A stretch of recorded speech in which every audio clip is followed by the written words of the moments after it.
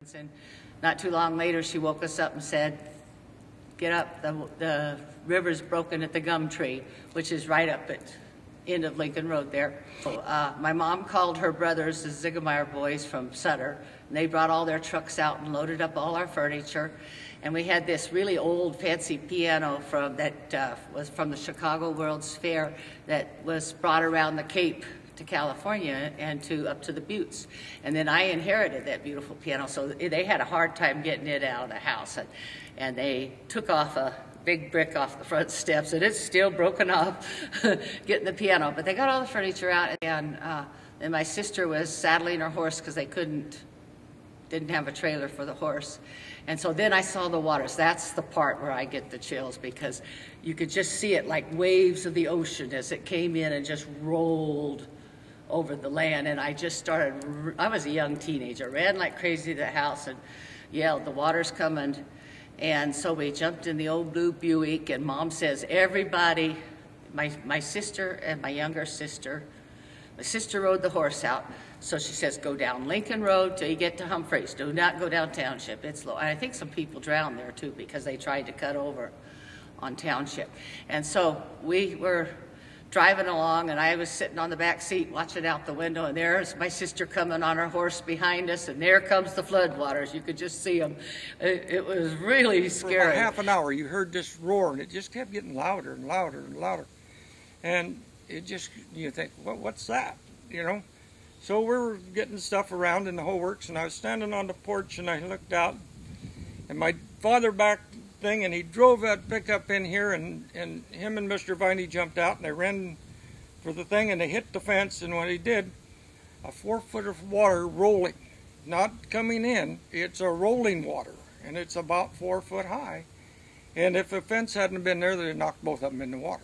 But they hung on, and they made it into the house. They took us up in the helicopter. Why, they circled every building, every tree, everything.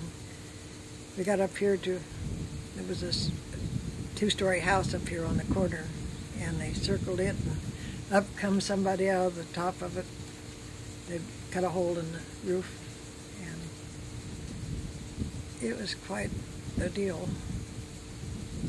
We took us to Ella School over there, and I had on a pair of men's old bib overalls. It had been raining, and of course we were milking and all, and I had a pair of old bib overalls, and I had a big hole in the knee of them, but they came to me and asked me if they found me something to wear, if I would give that to a man who had tied himself to an electric pole, and it tore his clothes off of him. And that unknown of how fast and how far is it coming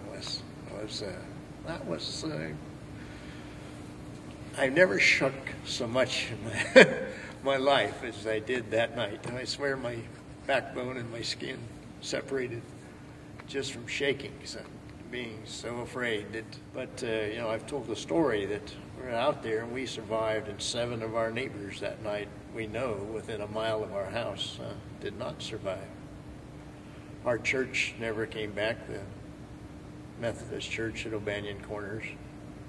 That was the end of that church. That little segment of history of once was, you know, O'Banion Corners had the blacksmith shop, the store, the school, and the church, and today there's 0.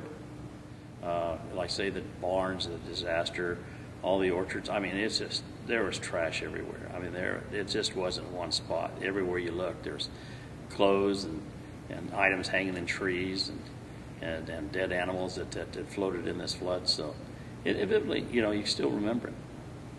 Really do. And you know, a lot of changes in the town, but at that time, you know, down Plymouth Street later on, it was just devastating after the flood. You go down there and everything had been flooded out in houses. And the further you went south, the worse it got.